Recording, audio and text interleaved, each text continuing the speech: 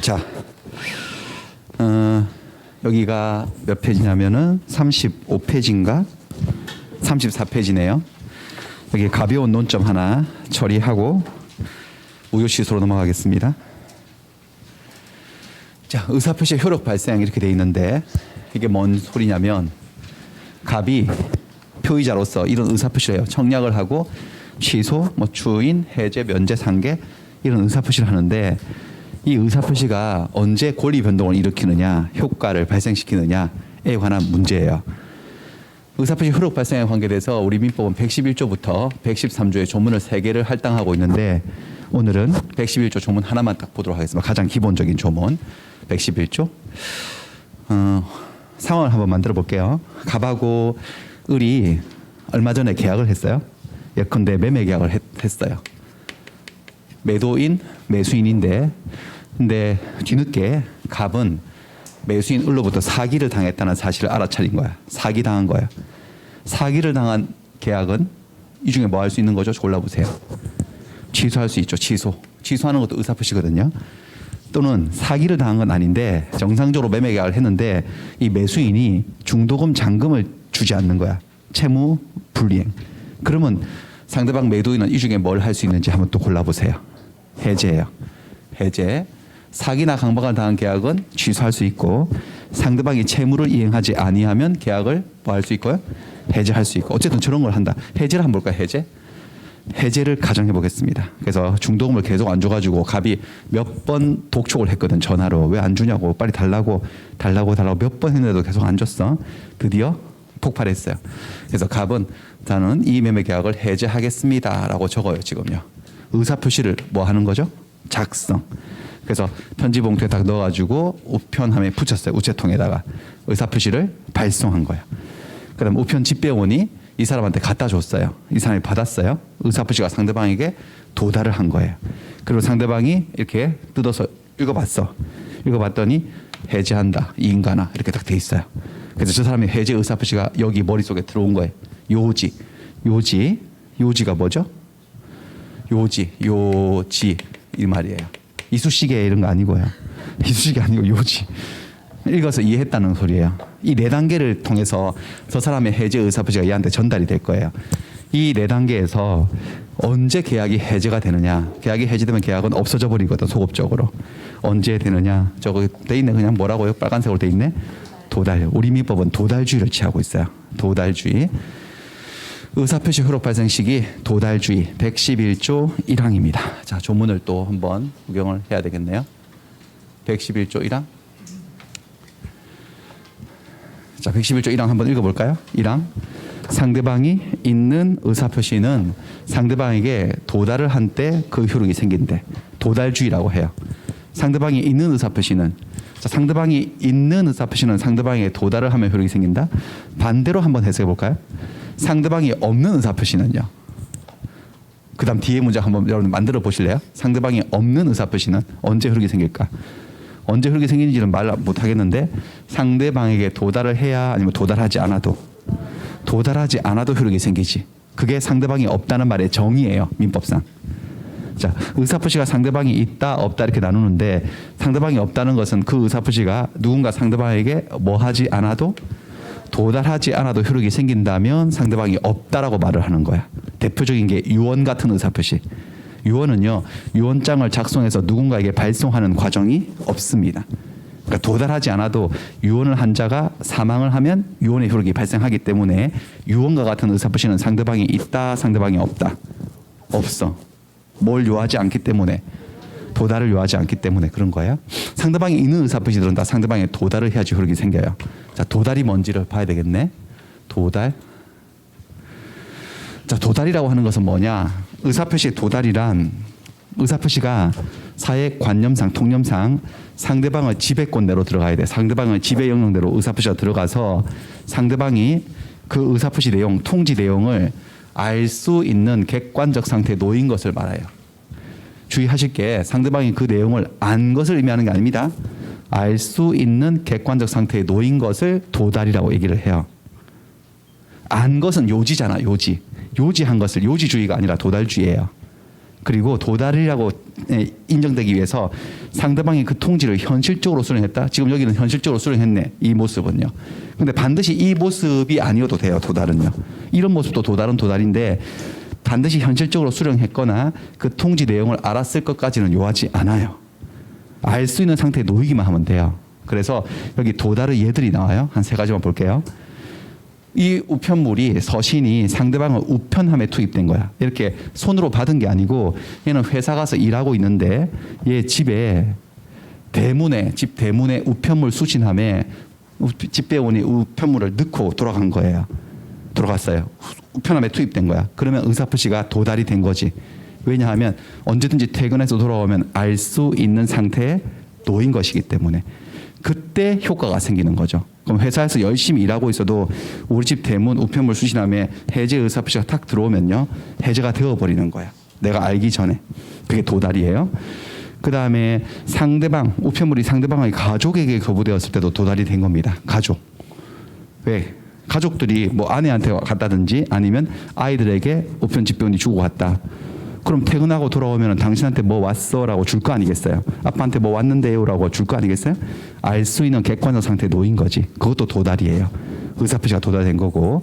그 다음에 상대방이 정당한 사유 없이 우편물의 수령을 거절하네. 내용증명 우편으로 보냈거든요.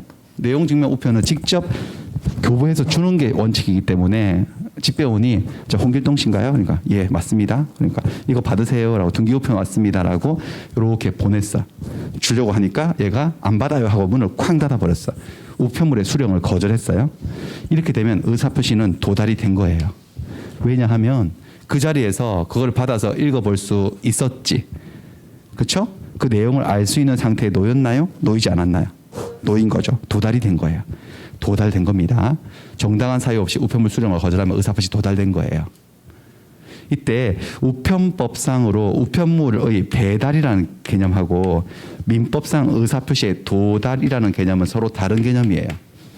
우편법의 우편물 배달은 국가가 우체 사무를 다 완수했는지의 기준이에요. 방금 같은 경우 수령 거절한 거 문 쾅 닫아버린 거 안 받겠다고. 그럼 우편물은 배달된 거예요? 배달되지 않은 거예요? 배달은 안 된 거죠. 하지만 의사표시는 도달이 된 거예요? 안 된 거예요? 된 거예요. 다른 개념이에요. 그렇습니다. 자, 그 다음에는 도달의 효과. 의사표시가 상대방에게 도달을 하게 되면 효력이 발생하는데 그 첫 번째 도달의 효과가 뭐냐면은 의사표시를 주워 담을 수가 없어요. 철회할 수 없어요. 거둘 수가 없습니다. 상대방에게 의사표시가 도달해서 효력이 생기면 표의자는 그 의사표시를 철회할 수 없어요. 철회라고 하는 단어가 또 나왔네. 철회는 취소하고는 달라요. 취소 지금 방금 배우셨는데 취소는 세 가지 경우에 할 수 있다 그랬잖아요. 한번 기억해 보세요. 취소 언제 할 수 있죠? 제한 능력자가 했다든지 착오에 빠져서 했다든지 하자가 있는 사기 강박당해서 했다든지 그럴 때 취소를 하는 거야. 취소를 하면 어떻게 된다고 법률행위가? 처음으로 돌아가서 무효가 되지. 그러니까 취소 같은 경우는 법률행위가 효력이 일단 생겼어. 생겼는데 이런 사유를 내세워서 취소해서 소급해서 무효로 만들어버리는 거고 철회는 다른 거예요. 철회는 어떤 의사표시가 아직 효력이 생기기 전에만 할 수 있어요. 효력이 생기기 전에 그 의사표시를 효력이 생기지 않는 것으로 확정시켜버리는 의사표시를 철회라고 해요. 그래서 어떤 의사표시든지 간에 효력이 딱 발생하고 나면 거두어둘 수 없어요. 주워 담을 수가 없어요. 철회할 수가 없어요. 철회할 수가 없습니다. 이거 나중에 우리 계약법에서 다시 한번 자세히 다루기로 하고 그 다음에 요거 2번 발송 후에 사정 변경. 이건 111조 제2항인데 이것도 한번 조문을 보셔야 되겠습니다. 111조 2항. 자, 아까 전에 1항 보셨고 도달주의. 2항은 뭐라고 되어 있느냐. 의사표시자가 그 통지를 발송한 후에 사망을 한 거예요. 또는 제한능력자가 되었다 하더라도 의사표시 효력에 영향을 미치지 아니한다 이렇게 돼 있어요. 이게 무슨 소리냐. 다시 책으로 돌아와서 그럴 수 있겠죠. 저기서 의사표시를 한 자가 표의자가 의사표시를 작성했어요. 해제하겠다고. 그래서 우편함에 우체통에 다 넣고 돌아오는 길에 교통사고를 당해서 사망할 수도 있는 거잖아요. 그렇죠? 발송한 이후에. 그다음에 의사표시를 보낼 때까지는 괜찮았었는데 보내고 난 다음에 법원으로부터 드디어 선고가 떨어졌어. 이 사람은 성년 후견 개시하겠다고. 그래서 제한 능력자가 될 수도 있어요, 없어요? 있죠. 이렇게 되었을 때, 이러한 사정의 변경이 표의자에게 생겼을 때, 그게 이 의사표시 효력 발생에 어떤 영향을 미치냐 안 미치냐 문제예요. 미친대요, 안 미친대요? 아무런 효력이 영향을 미치지 않는다는 거예요. 안 미친다는 것은 무슨 말이냐? 내가 해제 의사표시를 보내놓고 내가 죽어도 해제 의사표시가 상대방에 도달하면 해제 효과가 생긴다 안 생긴다? 생긴다는 거죠. 생겨요. 그리고 내가 제한 능력자가 된다 하더라도 효과는 생긴다는 거예요. 자, 원래는 의사표시를 할 때부터 이미 사망한 상태였다? 이게 좀 이상한 얘기인데? 의사표시를 할 때부터 사망한 상태였으면 귀신이 했다는 소리잖아요. 이렇게 사망한 사람이 한 의사표시는 효력이 있을까요? 없을까요? 없어요. 권리를 가질 자격이 없으니까 무효예요. 원래. 그다음에 제한 능력자가 한 의사표시는 뭐 할 수 있는 거죠? 취소할 수 있는 건데 지금 이 경우는 의사표시를 작성해서 발송할 때까지는 멀쩡했다는 거죠. 살아 있었고 제한 능력자도 아니었으니까 그 이후에 그 사람이 죽거나 또는 제한 능력자가 된다 하더라도 그 의사표시는 무효가 된다든지 아니면 취소할 수 있게 된다든지 하는 것이 아니고 정상적으로 효력이 생긴다는 소리예요. 그게 여기 적혀 있는 거죠. 여기 됐어요. 그래서 표의자가 의사표시를 발송했어요. 발송하고 난 다음에 사망 또는 제한 능력자가 되어도 효력이 정상적으로 발생을 한다. 이 의사표시는 무효가 되지도 않고 취소할 수 있게 되는 것도 아니다. 자, 그럼 이게 청약이라고 한번 볼까요? 갑이 내 건물 이거 3억에 사시겠습니까? 라고 청약을 발송했어요. 발송을 쭉 가고 있는데 청약서를 붙이고 돌아오다가 교통사고로 사망했어요. 근데 청약이 얘한테 도달을 했어. 청약의 효력은 발생한다? 발생하지 않는다? 발생한다. 그럼 나는 계약을 하고 싶어 지금. 승낙을 하고 싶은데 청약자가 사망을 한 상태예요. 그럼 어떻게 계약을 할 수가 있냐 이거지. 할 수 있다. 원칙적으로는. 왜냐하면 상속. 청약자의 지위 자체가 상속인에게 포괄승계 돼 있는 거예요. 그래서 갑 다시 상속인이 있으면 상속인에게 승낙서를 보내면 돼요. 그럼 상속인과의 계약이 성립할 수도 있다는 겁니다. 원칙적으로 그렇습니다. 자, 여기까지 문제를 한번 확인해 볼게요. 문제를 한번 보겠습니다. 11번부터 13번 문제예요. 자, 11번. 의사표시의 도달은 자, 표의자의 상대방이 통지를 현실적으로 수령한 것을 의미한다. X죠? 현실적 수령을 의미하는 게 아니고 도달이 뜻이 뭐야? 도달이 뭐라고요? 상대방이 그 내용을 알 수 있는 상태에 놓인 것을 의미하는 거예요. 알 수 있는 상태에 놓인 것. 자, 그럼 12번. 상대방이 정당한 사유 없이 통지의 수령을 거절했어요. 문 쾅 닫았어요. 그랬을 때에도 그가 통지 내용을 알 수 있는 객관적 상태에 놓였었을 때, 놓인 때에 의사표시 효력은 생긴다. 맞죠? 의사표시는 도달이 된 거다, 안 된 거다? 된 거다. 13번. 매매를 하자라는 청약이 상대방에게 도달을 하더라도 그 전에 청약자가 사망을 한 경우에는 그 청약은 효력이 생기지 않는다? X. 효력이 생긴다. 그 상대방은 청약자의 상속인에게 승낙을 함으로써 계약을 성립시킬 수가 있다. 까지입니다. 여기까지 했으면은 의사표시는 일단 1단락을 찍겠습니다. 이번 라운드에서는. 그래서 다시 그림이법의 10페이지로 잠깐 확인을 할게요. 우리가 지금 어디까지 했는지를 보겠습니다. 지금 계속 우리 민법 총칙에 머물러 있어요. 민법 총칙. 뭐 하고 있는 거죠? 법률 행위. 법률 행위가 효력이 발생하기 위한 요건을 쭉 공부하셨어. 당사자, 목적, 의사표시까지. 이 요건들을 제대로 갖춰야지 법률 행위가 효력이 발생하고 제대로 갖추지 못하면은 어떻게 된다는 거예요? 법률 행위를 해도 무효이거나 또는 취소를 할 수 있게 된다. 이렇게 되거든요. 그래서 지금 우리가 제3장 의사표시를 했기 때문에 순서대로 하자면 제4장 대리를 해야 되는데 대리는 살짝 따로 노는 측면이 있고 지금 계속 우리가 당사자가 뭐 어쩌면 목적이 어쩌면 의사표시가 어쩌면 무효이거나 취소할 수 있다는 걸 계속 말하고 있잖아요. 그래서 바로 논리적으로 연결시켜서 무효 취소를 먼저 이번 주에 하고 다음 주에 대리를 하겠다는 거죠. 그래서 지금 우리는 5장으로 갑니다. 법률행위 무효와 취소. 법률행위의 무효와 취소로 할 거예요. 44페이지인가요? 네, 44페이지입니다.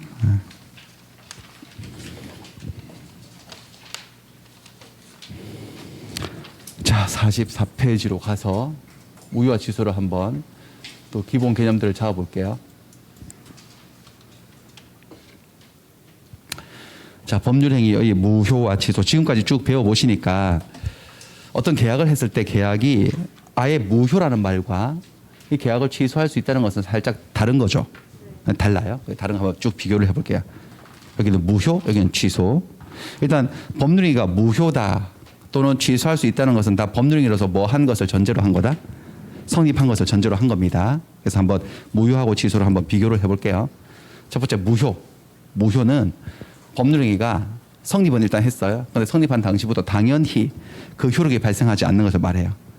효력이 발생하지 않는 처음부터 성립 당시부터 효력이 생기지 않는 것. 자, 효력이 생기지 않는다는 것은 이 계약을 통해서 당사자들이 원했던 권리와 의무가 발생하지 않는다는 소리예요. 권리도 의무도 생기지 않는 거예요. 그게 무효예요. 반면에 취소는 뭐냐? 취소는 이거죠. 지금 여기. 취소는 어떤 상태를 얘기하는 게 아니고 계약의 상태를 얘기하는 게 아니고 유효한 계약을 무효로 만들어버리는 의사표시를 얘기하는 거예요. 사람의 행동을 얘기하는 겁니다. 취소, 유효한 법률행위를 성립 당시로 소급시켜서 그 효력을 소멸시키는 사람의 행위를 얘기하는 거예요. 행위. 그러니까 계약이 딱 되었을 때 계약의 상태는 사실은 두 개밖에 없어. 유효 아니면 무효. 유효 아니면 무효이고 취소는 어떤 상태를 얘기하는 게 아니고 어떤 상태를 어떤 상태로 바꾸는 거죠. 유효인 상태를 무효인 상태로 바꿔버리는 사람의 행동을 얘기하는 거예요. 취소는 그래요. 그 다음에 사유. 계약을 했는데 그럼 어떨 때는 계약이 무효가 되고 어떨 때는 계약을 취소할 수 있게 되는 건가? 어느 쪽을 외우는 게 낫다고요? 취소 쪽을 외우는 게 나아요. 개수가 적으니까. 취소 사유가 몇 가지라고? 3가지. 어떻게 외우신다? 재착하. 이렇게 재착하. 당사자가 제한력자였던 거야. 갑과 을 중에 갑과 을이 계약을 했는데 갑이나 을이 제한력자 미PP였던 거야. 미성년자거나 피성년, 피한정 후견인. 걔가 법정 대리인의 동의 없이 단독으로 계약을 하게 되면 그 계약은 취소할 수 있어요. 그 다음에 목적, 계약의 내용이 뭐 어떻게 뭐 잘못돼 가지고 취소가 되는 경우는 아예 없어요. 의사표시에서 2가지가 더 나오지. 의사표시가 착오에 빠져서 이루어졌거나 아니면 사기 강박에서 이루어졌을 때 재, 착, 하. 이 3가지가 취소 사유고 나머지들은 못 갖추면 전부 다 뭐다? 무효. 예컨대 갑과 을이 계약을 했는데 갑이 의사무력자였어. 의사무력 상태. 너무 어린 뭐 6살짜리 꼬마였거나 아니면 만취 상태에 있었거나 아니면 그 꽃꽂은 여자 있었잖아요. 미친 거거나. 그럴 때는 이런 상태일 때는 그냥 무효. 그 다음에 갑과 을이 계약을 했는데 계약의 목적, 계약의 내용이 확가적사 못할 때 그때도 무효. 그 다음에 갑이 한 의사표시가 비진의 표시였어. 비진의 표시였는데 상대방이 알았거나 알 수 있었어. 그러면 어떻게 되죠? 무효. 허위 표시면 언제나 무효. 지금 뭐 하는지 아시겠어요? 뭐 하는지 아시겠어요? 네. 지금 우리 계속 이거 한 거 아닌가? 당사자, 목적, 의사표시 중에 뭔가를 못 갖추면 효력 요건을 못 갖추면은 무효인 경우도 있고 취소할 수 있는 경우도 있는데 거의 대부분 무효 사유고 취소 사유는 이렇게 3가지가 있더라. 자, 그 다음에 3번째 항목. 무효는 처음부터 당연히 무효예요. 자꾸 당연히 그러는데 이 당연히란 말은 누가 무효라고 주장하지 않아도 저절로 무효라는 거예요. 그냥 누군가의 주장이 없이도 처음부터 효력이 없다라는 거예요. 무효 사유가 있을 때는. 하지만 취소는 그렇지 않습니다. 취소할 수 있는 법률행위는 취소를 해야지 무효가 되지. 오히려 취소하기 전까지는 어떤 상태에 있는 거예요? 유효인 상태에 있다가 취소한다는 의사표시를 했을 때 비로소 무효가 되는 거예요. 그 점에도 차이가 있고. 하겠습니다. 계속 무효 취소를 비교를 해보면 그 다음에 주장. 어떤 계약이 무효가 되면 법률상의 이해관계가 있는 자라면 누구든지 무효를 주장할 수 있어요. 계약이 무효라고 주장할 수 있는 자가 한정되어 있지 않아요. 자기가 이해관계만 있으면 누구든지 무효를 주장할 수 있습니다. 하지만 취소는 안 그래요. 취소 사유가 있다고 해서 누구든지 취소할 수 있는 게 아니고 법에 정한 일정한 자들만 취소할 수 있어요. 취소권자가 법에 딱 정해져 있어요. 한번 비교를 한번 해드리겠습니다. 무효인 계약하고 취소할 수 있는 계약을 한번 비교를 해드릴게요. 자, 무효인 계약은 오늘 한 거 요거 한번 예를 들게요. 허위 표시. 상대방과 통정해서 허위로 의사표시하게 되면 취소할 수 있는 거예요? 무효인 거예요? 무효죠. 맞나요? 무효고. 미성년자 18세 고등학생이 부모님 동의 없이 자기 집을 팔면요. 뭐 할 수 있는 거죠? 취소할 수 있는 거죠. 자, 그림 한번 그려놓고 하겠습니다. 이렇게 그려볼까요? 채권자 A가 갑에게 돈 1억 받을 채권이 있어요. 채권. 근데 얘는 돈 갚을 때가 다가오고 있는데 집은 하나 남았는데 갚을 돈은 없어. 그래서 요 집을 채권자로부터 강제 집행을 당하기 싫으니까 친구와 짜고서 매매를 하죠. 어떻게 진짜로 아니면 가짜로? 가장 매매. 채권자의 강제 집행을 면탈하기 위해서 가장 매매를 한 거예요. 가장으로 매매를 하고 등기를 이 앞으로 옮겨놨어요. 이렇게 등기를. 이렇게 했을 때 요 가장 매매는 무효인가요? 아니면 취소할 수 있는 건가요? 무효죠. 108조. 언제나 무효죠. 이 계약은 무효입니다. 계약 무효니까 등기도 무효죠. 이게 무효인 계약이고 그다음에 취소할 수 있는 계약 하나 만들게요. 자, 갑은 이 건물의 소유자예요. 소유자인데 18세예요. 18세. 18세면은 의사 능력은 있어요. 별다른 사정 없으면 의사 능력은 있지만 뭐가 없죠? 행위 능력이 없는 자, 무슨 자죠? 제한 능력자. 얘가 이 건물을 가지고 매매를 하려면은 어떻게 해야 되느냐? A, 아버지, 어머니, 친권자, 법정 대리인의 동의를 받고 해야 돼요. 근데 동의 없이, 부모님의 동의 없이 자기 혼자서 단독으로 매매 계약을 한 거지. 요 계약은 무효인가요? 아니면 취소할 수 있는 건가요? 요 계약은 취소할 수 있는 거예요. 요 계약에는 취소 사유가 있고 아직 취소하기 전이라면 이 계약은 유효인 상태인 거야. 유효인 상태에서 혹시 이렇게 해서 등기가 넘어갔다면 을은 소유자가 되었어 안 되었어? 지금 현재로는요.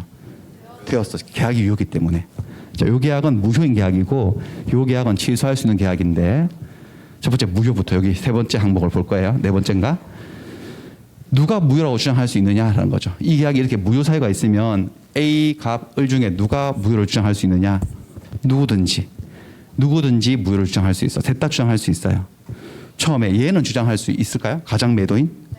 가장 매도인은 나중에 열심히 해서 재기에 성공해서 이 빚을 다 갚았어. 다 갚아가지고 이제는 이 등기 명의를 찾아와도 이제 집행 들어올 채권자가 없어. 그때 갑이 을을 찾아가서 야, 친구야, 그동안 고마웠다. 이제 이 계약은 무효니까 등기도 무효고 하니까 말소해줘라고 무효를 주장할 수 있어 없어? 갑은요. 그러니까 말할게요. 무효를 주장할 수 있지. 돌려달라고 할 수가 있죠. 할 수 있습니다. 얘도 주장할 수 있을까요? 무효라고? 주장할 수 있습니다. 뭐냐면 얘는 자기 집도 아닌데 계속 등기가 돼 있으니까 세금도 나오고 아무래도 뭔가 약간 불안한 거예요. 뭔가 범죄를 저지르는 것 같기도 하고. 그래서 한 몇 년은 등기를 갖고 있다가 드디어 이제 못 견디고 갑한테 말합니다. 친구야, 근데 내가 불안해서 못 살겠다. 내 집도 아닌데 등기가 자꾸 돼 있어서 불안하니까 이제 이 등기를 말소해서 가져가라. 집을 가져가라. 라고 을도 이 계약의 무효를 주장할 수 있나 없나? 있어요. 얘도 주장할 수 있고 얘도 주장할 수 있어요. 얘는 주장할 수 있을까 없을까? 채권자는요. 있죠?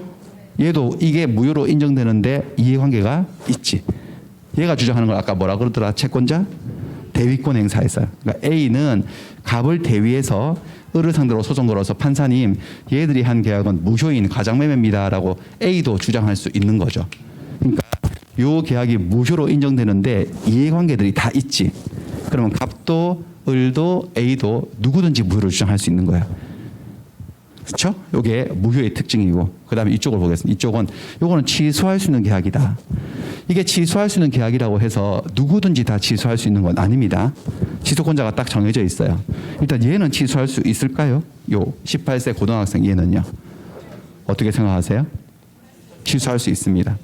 자기가 혼자 한 계약, 부모님 동의 없이 혼자 한 계약, 나중에 상대방을 찾아가서 아저씨 사실 죄송한데 제가 미성년자였습니다. 미성년자인데 우리 아버지 어머니 동의 없이 계약을 했어요. 그래서 이 계약 취소할래요라고 얘가 취소할 수 있느냐? 할 수 있습니다. 취소 가능합니다. 그다음에 이분들은요. 아버지 엄마는요. 취소할 수 있을까 없을까? 자기 아들이 혼자 한 계약을요. 취소할 수 있습니다. 이쪽도 취소가 가능합니다. 근데 상대방은 취소할 수 있느냐? 할 수 없습니다. 할 수 없습니다. 미성년자가 한 계약을 취소할 수 있다고 해서 상대방도 취소권자인 건 아니에요. 나중에 상대방이 얘가 미성년자는 사실 나중에 알게 된 거예요. 알게 되고 난 다음에 야, 너 왜 그러냐? 생긴 게 왜 그러냐? 너 이렇게 약 잘못 먹었냐? 뭐 생긴 건 28처럼 생겨가지고 18이었어? 라고 하면서 아이 재수없어. 이제 엄마 젖이나 더 먹고 와. 라고 내가 계약을 취소할 수 있느냐? 못합니다. 얘는 취소권자가 아닙니다. 자, 미성년자가 한 계약을 취소할 수 있도록 해놓은 것은 철저하게 미성년자를 보호하기 위한 제도예요. 미성년자를 보호하기 위한 제도예요. 그래서 이쪽에만 선택권이 있어. 취소할지 말지는요. 상대방은 그 선택권이 전혀 없어요. 그런 얘기예요. 지속권자는 딱 정해져 있어요. 좀 이따 따로 할 거예요. 자, 그다음에 기간을 보겠습니다. 기간. 어떤 계약이 무효면 무효를 주장할 수 있는 기간의 제한이 없어요. 그러니까 무효는 해병대 같은 존재예요. 해병. 한 번 해병은 영원한 해병이죠. 그래서 한 번 무효는 영원히 무효예요. 이렇게 이게 무효 사유가 있잖아요. 그럼 영원히 지구가 끝날 때까지 무효예요. 이게 무효인데 오랫동안 무효를 주장하지 않았다고 해서 이게 다시 뭐 숙성이 되어서 유효로 뒤집어지고 하는 일은 없어요. 그러니까 이거는 10년, 20년, 30년, 100년, 1000년, 만년이 지나도 계속 무효인 거야. 반면에 이쪽은 안 그래요. 취소할 수 있는 계약은 1000년, 만년 취소할 수 있는 게 아닙니다. 취소할 수 있는 기간에는 법적 제한이 있어요. 1000년, 만년 취소하면 안 되지. 왜냐하면 자 보세요, 여러분들. 취소할 수 있는 계약은 취소하기 전까지는 유효지. 취소하면 무효가 되죠. 그러니까 이 법률 관계가 뭔가 안정적이에요, 불안정해요. 불안정하죠. 지금은 유효인데 이걸 취소해버리면 계약이 소급해서 무효가 되면서 이등기도 무효가 되고 예집으로 돌아오거든요, 소유권이. 뭔가 불안정한 거라고. 이 불안정한 상태를 너무 오랫동안 지속시키는 것은 바람직하지 않아요. 그래서 일정 시간이 지나면 지속권은 닫히게 돼 있어요. 예를 들어서 얘가 18세 고등학생이 부모님 도움 없이 매매를 했어. 그리고 40년이 지났어요. 40년 지났다고 가정해 보겠습니다. 그러면 얘는 58세가 된 거죠, 이분은. 근데 이분은 그 당시에도 한 40대였는데 40대 중반이었으니까 지금 이분은 거의 90세 가까이 된 거예요. 그러니까 진짜 기력이 다 떨어진 분이지. 그런데 58세 되는 애가 찾아온 거예요. 이분은 찾아와가지고 어르신 저 기억나십니까? 물어보는 거예요.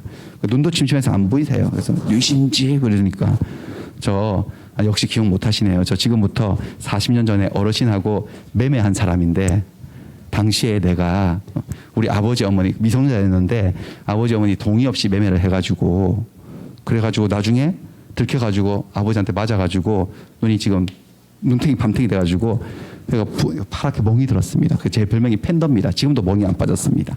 그러면서 내가 이 계약을 취소를 해야 될지 말아야 될지 고민을 하다가 이렇게 세월을 보내가지고 지금 이렇게 늙어버렸습니다. 근데 제가 어제 결심했습니다. 자, 취소하랍니다. 라고 해서 이제 40년 지나고 난 다음에 취소하려고 찾아온 거예요. 집 돌려달라고. 이게 될까요? 안 될까요? 당연히 안 되는 거죠. 안 돼요. 그래서 취소권은 일정 시간이 지나면 닫히게 된다는 거예요. 그 정도 차이가 있어요. 좀 이따가 따로 하고 3년, 10년이에요. 두 종류의 제척기간이 있어요. 3년 또는 10년이 뭔가가 딱 지나면 취소를 못하게 돼 있습니다.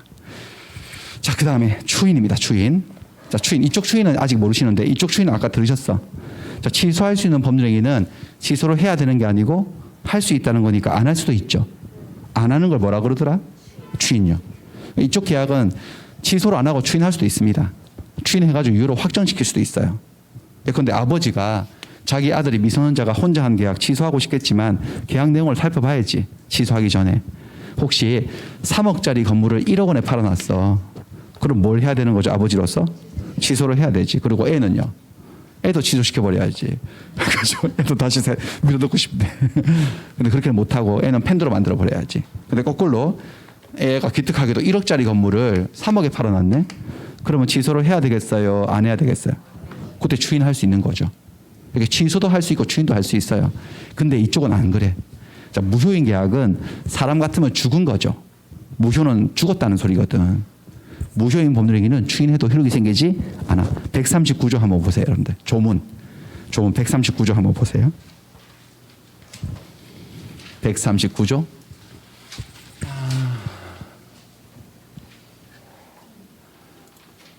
몇 페이지인가요? 139조는 14페이지인가요? 자, 이 조문은 하나 본문을 좀 외워두시는 게 좋습니다. 본문이 어딘지 아시지? 본문이 어디까지? 그러나 앞까지. 여기를 외워두시는 게 좋아요. 한번 읽어보실까요? 무효인 법률행위는 추인하여도 그 효력이 생기지 않는데 무효인 계약은 추인해도 효력이 생기지 않아. 그래서 어떤 계약을 했는데 계약이 어떤 이유에서 무효예요? 추인은요, 그 계약의 효력을 인정하려고 하는 거잖아. 백날 암만 추인해도 효력이 생긴다 안 생긴다? 안 생겨. 안 생기는 거죠. 사람이 죽으면 여러분들 죽은 사람은 아무리 이미 죽었어. 완전히 사망한 상태라면 심폐소생술을 하고 전기 충격을 줘도 살아나지 않지. 그러니까 무효인 법률행위는 추인이 안 되는 거죠. 추인 수인해도 효력이 생기지 않아요. 됐어. 자, 그다음에는 자, 마지막 항목입니다. 무효와 취소의 경합 이중효. 지금 이렇게 보니까 무효하고 어떤 법률이가 무효라는 말을 하고 취소할 수 있다는 것은 서로 다른 상황이잖아요. 다른 건데 이게 동시에 존재할 수도 있어요. 무효와 취소의 경합 내지 이중효예요. 하나의 법률행위에 무효 사유하고 취소 사유가 동시에 존재할 수도 있어. 그럴 때는 과연 이 계약은 무효인 계약인가 아니면 취소할 수 있는 계약인가? 둘 다다. 둘 다. 어느 쪽이든 선택적으로 주장하면 돼요. 자기 편한 쪽으로, 입증 가능한 쪽으로, 편한 쪽으로 주장하면 되겠습니다. 예를 들어서요. 미성년자가 만취된 상태에서 계약을 체결했어. 부모님 동의 없이. 미성년자가 만취된 상태에서. 먼저 미성년자가 계약을 했다. 부모님 동의 없이. 무슨 사유가 있습니까? 무효 사유 아니면 취소 사유? 취소 사유가 하나 있는 거지. 제한 능력자가 했다는 거. 만취된 상태에서 계약을 했다. 만취면은 무슨 능력이 없는 거죠, 여러분들? 의사 능력이 없으니까 무슨 사유도 동시에 있는 거죠? 무효 사유도 있어. 과연 그러면 이 계약은 무효인 계약인가 아니면 취소할 수 있는 계약인가? 둘 다다. 둘 다예요. 그래서 내가 계약할 당시에 만취된 상태였다라는 사실을 증명할 자신이 있으면 그걸 증명해서 무효를 주장해도 되고, 그 다음에 내가 계약할 당시에 미성년자였는데 부모님 동의 없이 계약했다. 그 사실이 증명하기 편하면은 그걸 증명해서 취소를 해도 돼요. 아무 쪽이나 선택할 수 있다. 이것을 무효와 취소의 경합 내지 이중효라고 얘기를 합니다. 여기까지 됐어요. 자, 그 다음에 이렇게 해놓고 이제 무효로 가볼게요. 무효. 무효는 법률행위가 성립은 했나 안 했나? 성립 자체는요. 했어요. 성립 요건 갖춰서 성립을 했는데 성립한 당시부터 당연히 그 효력이 발생하지 않는 것을 말합니다. 권리와 의무가 생기지 않는 것. 성립은 했는데 권리와 의무가 생기지 않아요. 처음부터 아예 그것을 무효라고 얘기하고, 무효의 공식 기억하세요. 아직 계약을 이행하기 전이면 이행할 필요가 없죠. 난 의무가 없으니까 이행하지 않아도 채무불이행 책임을 지지 않지, 손해배상 책임을 지지 않아요. 근데 이미 이행을 했어. 이행한 것은 뭐가 되는 거죠? 부당이득이 된 거죠. 돌려달라고 반환을 청구할 수 있어요. 근데 부당이득 반환 청구를 못하는 무효가 있지. 어떻게 무효가 되었을 때? 반사회 질서, 법률행위 내용이 103조 위반, 선량한 풍속, 기타 사회 질서를 위반해서 무효가 되었을 때, 그럴 때는 부당이득 반환을 청구하지 못한다. 불법, 원인, 급여의 법리, 이렇게 있었습니다. 여기까지 하고, 자, 그 다음에 좀 심각한 얘기를 해볼게요. 요거 절대적 무효, 상대적 무효. 자, 무효의 종류에는 절대적 무효가 있고 상대적 무효가 있습니다. 밑에는 확정적 무효가 있고 유동적 무효라는 게 있는데 이건 다음에 하고 오늘은 이거만 할 거예요. 절대적 무효, 상대적 무효. 이건 어떻게 구별을 한 거냐면, 여러분들 우리가 민법을 공부하다 보니까 이런 단어들이 자꾸 나오는데, 절대적이다, 상대적이다. 많이 들으셨죠? 우리 권리의 변동 제일 처음에 공부할 때 권리의 발생에도 무슨 발생? 절대적 발생, 상대적 발생. 절대적 발생은 다른 말로 원시 취득, 상대적 발생은 승계 취득. 그렇죠? 그다음에 권리 자체에도 절대적 권리가 있고 상대적 권리가 있었지. 절대적 권리, 누구에게나 주장할 수 있는 권리가 뭐야? 절대적 권리. 예를 들면 물권. 그다음 특정인에게만 주장할 수 있는 권리는 상대적 권리라 그러지. 예를 들면 채권 그랬어요. 이렇게 민법을 공부하다 보면, 법을 공부하다 보면 저 용어가 되게 많이 등장해요. 그 무효에도 두 종류의 무효가 있어요. 절대적 무효가 있고 상대적 무효가 있어요. 절대적, 상대적이라는 말이 일반적인 뜻은 뭐냐면은 모든 사람들에 대한 관계에서 그러하다. 이게 절대적인 거고, 우리끼리만 그런 거다. 이게 뭐예요? 상대적인 거죠. 그래서 어떤 무효가 보세요. 쭉 좀 위로 올릴게요. 절대적 무효, 상대적 무효는 뭐냐면은 어떤 계약을 했어. 법률행위를 했는데 각각 사이에 계약이 어떤 사유에서 무효인 거예요. 무효일 때 이게 자기들끼리만 무효인 게 아니고 제3자들에게도, 이 제3자가 주로, 근데 특히 이 계약이 무효인 줄 모르고 이해관계를 맺었어. 선의의 제3자예요. 이 사람들에게도 이 계약이 무효라고 주장할 수가 있어. 그러니까 모든 사람들에 대한 관계에서 무효인 거지. 이런 무효를 절대적 무효라고 얘기를 합니다.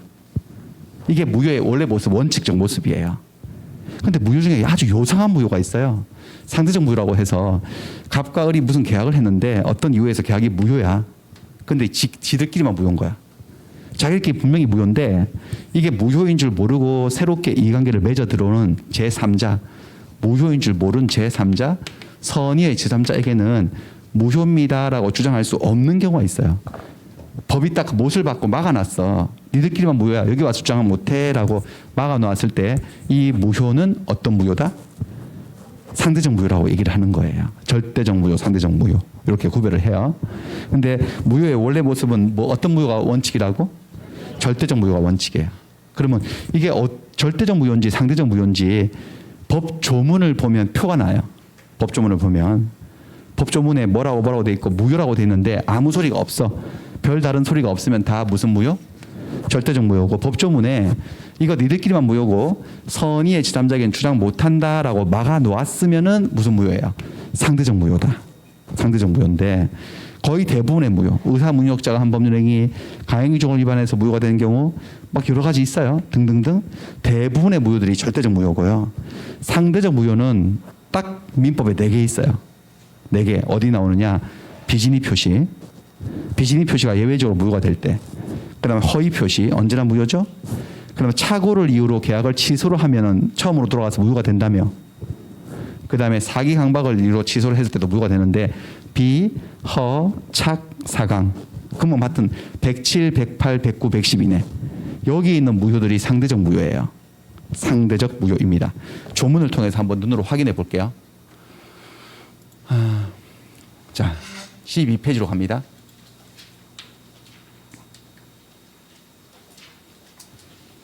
자, 103조. 103조는 반사회 질서의 법률행위.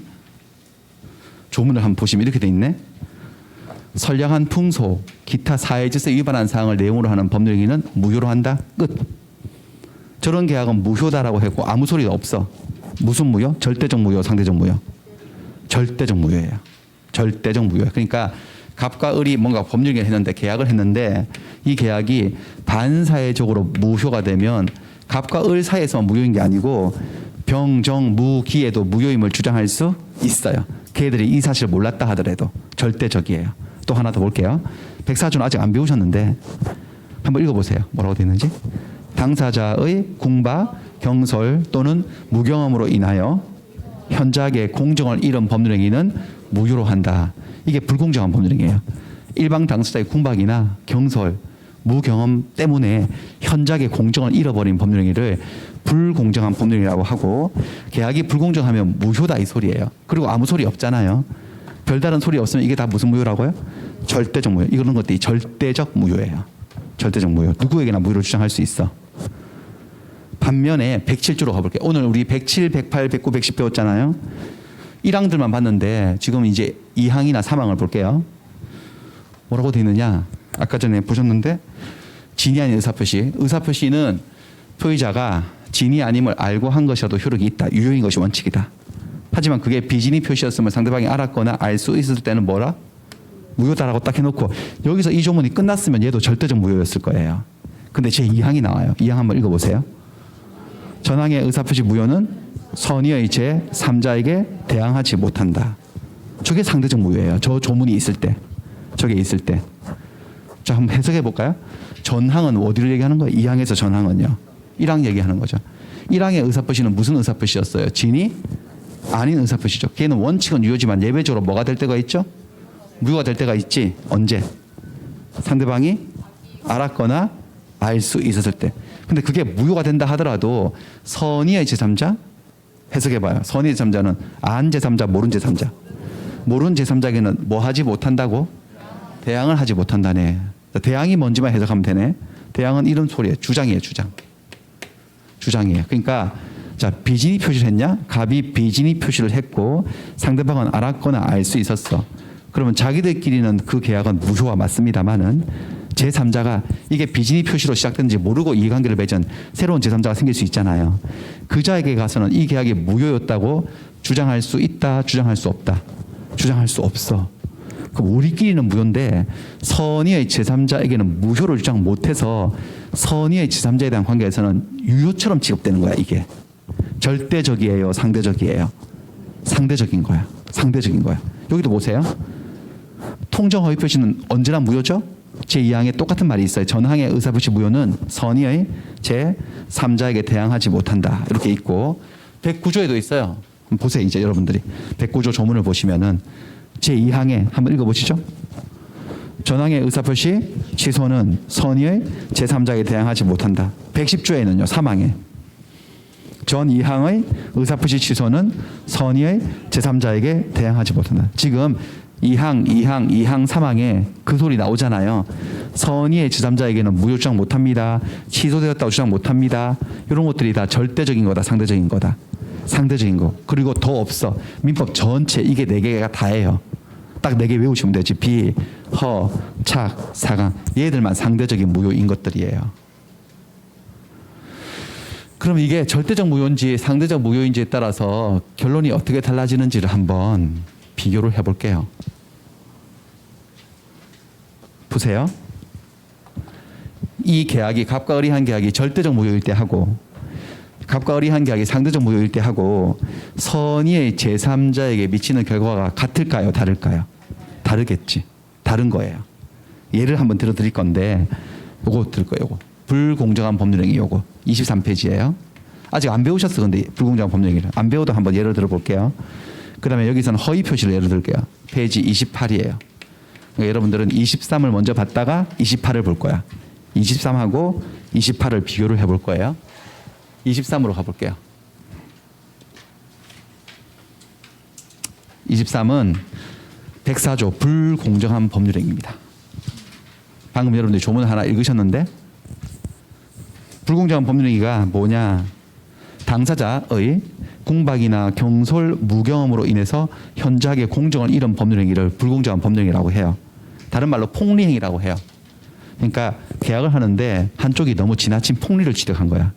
상대방의 궁박한 사정, 궁박하다는 것은 몹시 급박하다, 돈이 몹시 급하게 필요하다, 뭐 이런 것들이에요.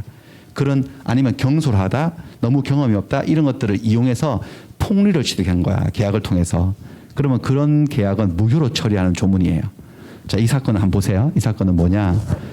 갑하고 을 사이에 쓰레기네. 우리 쓰레기가 폭리를 취득하는 건데 갑하고 을 사이에 이 건물 매매 계약을 했어요. 갑이 매도인이고 을이 매수인이에요. 갑이 을에게 집 넘겨줬어. 시가 8천짜리 집을 넘겨줬어요. 근데 매매 대금이라고 1,000만 원 받았어. 계약금도 아니야. 매매 대금 다 지급한 건데 8분의 1 가격으로 매매를 한 거죠. 8분의 1 가격으로. 여러분들 같으면은 8천만 원짜리 집을 1,000만 원 받고 파시겠어요? 전혀 안 팔지. 얘는 왜 팔았느냐? 얘는 판례를 읽어보면 평소 어리석은 자였거든. 어리숙했던 거예요. 그래가지고 그리고 얘는 저 사람의 어리숙함을 다 알았어. 그 사정을 알고 이용했어. 그래가지고 쓰레기가 저 갑을 찾아가가지고 야, 그 집 나한테 팔아라. 내가 가격 좋게 쳐줄게. 내가 1,000만 원 줄게. 이렇게 된 거예요. 1,000만 원. 나니까 1,000만 원 주지. 어디 가서 이거 500도 받기 힘들다. 라고 하니까 8천만 원짜리 집을. 그러니까 갑이 고맙습니다. 이렇게 하면서 판 거예요. 오리버리 해가지고. 그래서 매매 계약을 했어. 이렇게. 그렇게 되면 이건 뭔가 여러분들 공정해요? 불공정해요? 이 매매 계약은요? 불공정하지. 나중에 이제 자세히 배우기로 하고 이런 걸 불공정한 법률행위 폭리행위라고 해요. 그렇게 되면 이 요건이 갖추어지면 이 매매 계약을 무효 처리한다는 거 여기 있네. 무효라고. 104조에 걸려서 무효가 돼요. 자, 계약이 무효가 되면 등기를 해도 등기도 무효지? 그럼 얘는 소유자다, 소유자가 아니다. 소유자가 아니야. 소유자가 아니지만 여기 누가 나타났어요? 제3자가 나타났어. 쟤들은 당사자고 불공정한 법률행위 당사자고 얘는 제3자예요. 제3자인데 제3자가 저와 같은 사정을 몰랐어. 그러면 선의의 제3자 눈에는 이 집에 거주도 하고 있고 등기도 되어 있으니까 얘가 소유자처럼 보여 안 보여? 보이죠. 그래서 이렇게 거래가 이루어진 거지. 이렇게 매매가 되어서 등기를 마친 이 병, 얘가 소유자가 될 수 있느냐 없느냐 이 문제가 이 무효가 절대적 무효이냐 상대적 무효이냐의 관계가 있다는 거예요, 없다는 거예요? 있다는 그 얘기죠. 그 얘기를 지금 설명드리려고 하는 거야. 응? 자, 그 다음에 그 전에 일단 여러분들 매매 계약을 하고 등기를 하면 일반적으로 소유자가 될 수 있어 없어? 부동산을 매매하고 등기를 하면요, 있죠. 매매하고 등기하면 소유자 될 수 있는 게 보통인데 전제 조건이 있어. 반드시 매도인이 소유자야 돼. 매도인이 소유자야 되는 거죠. 그렇게 되려면은. 왜냐하면 매매를 통한 소유권의 취득은 우리가 배웠는데 원시 취득이든가 아니면 승계 취득이든가 둘 중에 골라봐서 매매를 통한 권리 취득은요. 승계 취득이죠. 원시가 아니에요. 승계 취득이 뭔 소리냐면 전주 매도인이 가지고 있던 권리가 이 매매를 통해서 후주에게 이전되는 거잖아요. 맞나요? 이게 승계 취득이에요. 이전적 승계 매매는. 근데 만약에 매도인이 권리가 없다면, 있는 것처럼 보일 뿐이지 실제로 권리가 없다면 승계될 권리, 이전될 권리가 있어요, 없어요? 없는 거지. 맞나요? 이 논리 아시겠어요? 응? 그러니까 이게 무권리자라면 무권리자로부터는 거래를 해서 권리를 취득할 수는 없는 거지. 근데 얘가 권리자처럼 보였지, 얘 눈에 보였지만 실제로 권리자였다, 무권리자였다. 무권리자였죠. 무효등기 명인이었죠. 그러니까 계약을 하고 등기를 했어도 얘는 소유자가 될 수가 없어요. 없어. 근데 얘가 소유자가 될 수 없는 이유가 근본적으로 찾아가 보면은 갑하고 을이 매매가 뭐였기 때문이죠? 무효였기 때문이지. 근데 그게 무효라는 사실을 요 거래를 할 때 제3자는 알았어, 몰랐어? 몰랐지만 저 104조의 무효는 이른바 무슨 무효여서 절대적 무효, 상대적 무효. 절대적 무효여서 모른 제3자에게도 주장할 수 있는 무효라는 거지. 주장할 수 있어. 그러니까 나중에 이 갑이 얘를 찾아와서 주장하는 거지. 사실 갑이 와서 주장하기는 힘들고 제가 어리버리해서 갑의 변호사가 주장할 건데 이렇게 주장할 거야. 당신은 을한테 사셨죠. 사가지고 등기하셨죠. 을이 소유자인 줄 알고 매수하셔가지고 등기를 하셨겠지만 사실은 을은 소유자가 아니었습니다. 소유자가 아닌 이유는 이 갑하고 을이 한 매매가 불공정해서 무효이기 때문입니다. 그래서 소유자가 아닙니다. 그럴 때 얘는 나 그런 거 몰랐는데요 라고 말을 해도 몰랐어요? 그 몰랐으면 지금부터 아세요? 라고 모른 제3자에게도 이 무효를 주장할 수 있다는 거예요. 무슨 무효? 절대적 무효, 상대적 무효? 절대적 무효. 결국 얘의 논리가 뭐냐면은 나는 얘한테 팔았지만 계약이 무효이기 때문에 이 등기는 무효등기고 얘는 소유자가 아니고 내가 소유자다. 당신은 헛다리 짚으신 거라고. 당신이 믿은 거는 다 헛것이라고. 그리고 등기에는 공신력도 없으니까 당신은 소유권을 취득하지 못한 거다. 그 건물은 여전히 내 거다. 내가 소유권자니까 그 등기 말소하라라고 청구할 수가 있다는 거예요, 없다는 거야? 있다는 거죠. 결국 결론이 뭐죠? 얘가 소유자가 된다, 안 된다? 안 된다는 거예요. 그렇습니다. 조기 매매가 절대적 무효여서 그런 거예요. 절대적 무효여서 그렇습니다. 그렇다면 28페이지로 가볼게요.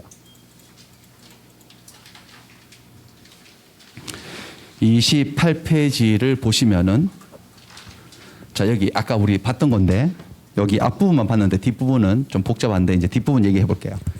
허위 표시입니다. 채권자의 강제 집행을 면하기 위해서 매매를 가장해서 가장 매매를 하고 등기를 넘겼어요. 가장 매매니까 무효. 당사사에서는 언제나 무효. 이 매매를 원인으로 된 이 등기도 무효 등기죠. 누가 소유자예요? 갑하고 을 중에. 갑이 소유자예요. 갑이 소유자고 을은 소유자가 아니에요. 얘가 소유권자예요. 그리고 갑은 을에게 이 등기를 다시 말소해서 집 돌려달라고 할 수가 있지. 근데 쟤 때문에 안 하고 있지. 쟤 때문에. 근데 나중에 재기에 성공해서 돈을 싹 다 갚았어. 채권자도 빚쟁이들은 없어졌어요. 그래서 드디어 이제 갑이 을을 찾아와서 친구야 그동안 고마웠다 도와줘서 이제 그 집 내 집 이거 돌려줘라고 말소를 청구했어요. 그랬더니 이 여자가 이렇게 말을 하네. 쏘리 이렇게 미안하다 이렇게 미안하다 그러는 거야. 뭐가 미안할까요? 벌써 팔아놨어 이렇게. 자기 앞으로 등기돼 있음을 기하로 팔아놨다고 이렇게. 팔아가지고 벌써 병으로 정으로 막 등기가 다 넘어가 있어. 그걸 이제 뒤늦게 갑이 알게 된 거죠. 그래서 갑이 을에게 너 뭐 하나 줘. 야 그거 내 집인데 너 왜 널 믿고 맡겨놨는데 네가 이렇게 날 배신하고 이걸 팔아버려? 너 죽었어. 너 좀 기다려. 라고 하고 갑이 이제 누구를 찾아오냐. 제3자를 찾아와가지고 뭔가 한 소리를 해야 되지 지금부터. 뭐라고 하고 싶으세요? 갑의 입장에서 한번 주장해 보세요. 뭘 말하고 싶죠 갑은 이 애한테? 나랑 얘랑 한 매매가 뭐라고 주장하고 싶은 거죠? 무효라고. 그러니까 얘도 무효등기고 얘는 소유자였다 아니었다? 아니었다고. 그래서 댁들끼리 한 계약은 모르겠지만은 무권리자부터 넘겨받았으니까 댁의 등기도 무효등기고 내 집이니까 돌려달라고 하고 싶을 거 아니겠어요? 맞나요? 근데 아까 전에 그거 기억나실라나? 108조 제2항 통정 허위 표시의 무효는 뭐 어떻다고? 선의의 제3자에게는 대항하지 못한다고 법이 막아놨잖아. 선의의 제3자에게는 대항하지 못한다는 거지. 대항이 뭐예요? 주장에 법적 주장을 할 수 없다고 돼 있어. 그러니까 보세요. 제가 제3자를 2명을 가져왔어. 2명. 얘는 뭐 느낌이 어때요? 이게 허위 표시라는 것을 알았을 것 같아? 몰랐을 것 같아? 느낌에. 약간 몰랐을 것 같은데 얘는요. 그래서 두 사람이에요. 얘는 선의의 제3자고 얘는 악의 제3자야.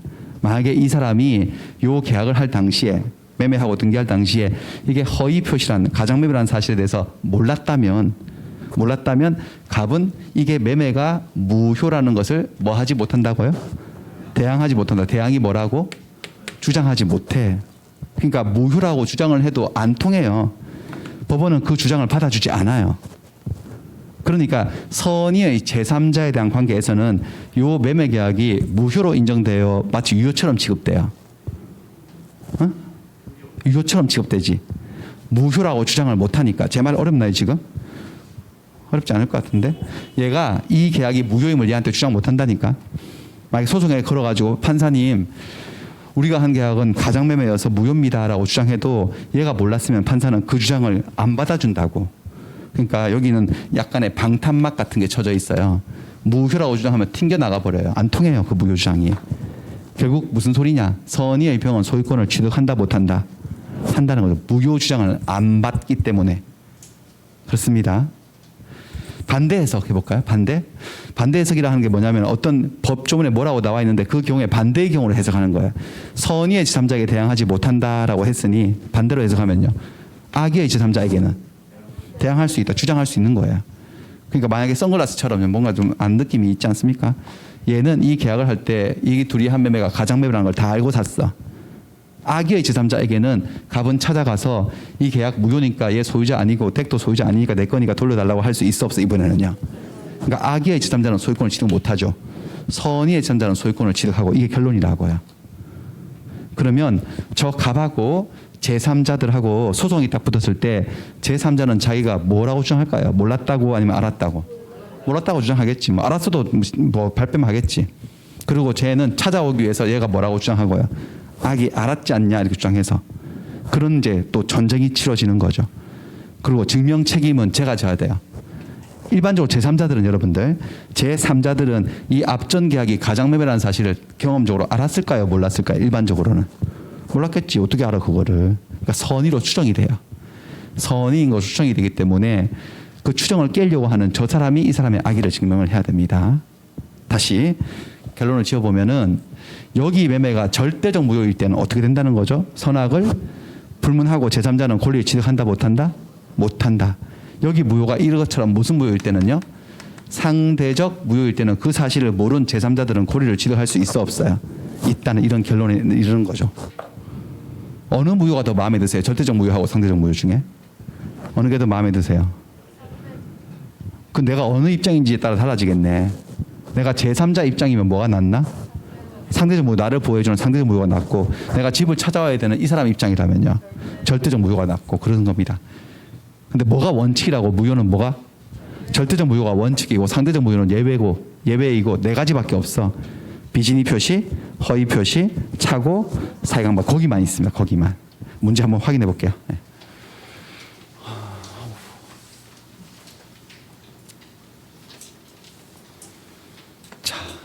자, 5장에 1번 문제. 토지 매매가 불공정한 법률 행위로서 무효라네. 폭리 행위로서 무효. 이게 무슨 무효인지 기억나시나?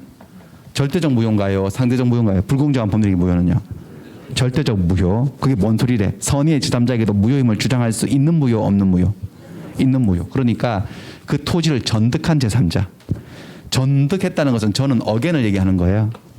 다시 한번 취득했다는 거. 아까 그 선글라스 제일 마지막에 있었던 걔예요. 전득한 제3자는 선의이더라도 소유권을 취득하지 못한다. 절대적 무효라면. 맞죠? 그렇게 되겠네요. 맞는 말이고. 그다음 2번은 보세요. 갑은 채권자 A의 강제 집행을 면탈할 목적으로 을과 통정하여서 자신의 부동산에 관해서 허위의 매매 계약을 체결했어. 가장매매. 을 앞으로 등기를 해두었다. 분석해 볼까요? 가장매매니까 유효, 무효? 무효. 등기도 무효. 근데 이 가장매매 무효는 허위 표시 무효는 절대적이다, 상대적이다. 상대적이라서 자기들끼리는 무효인데 누구에게는 뭐 하지 못한다고 말해봐요. 선의의 제3자에게는 무효라고 주장하지 못해요. 볼까요?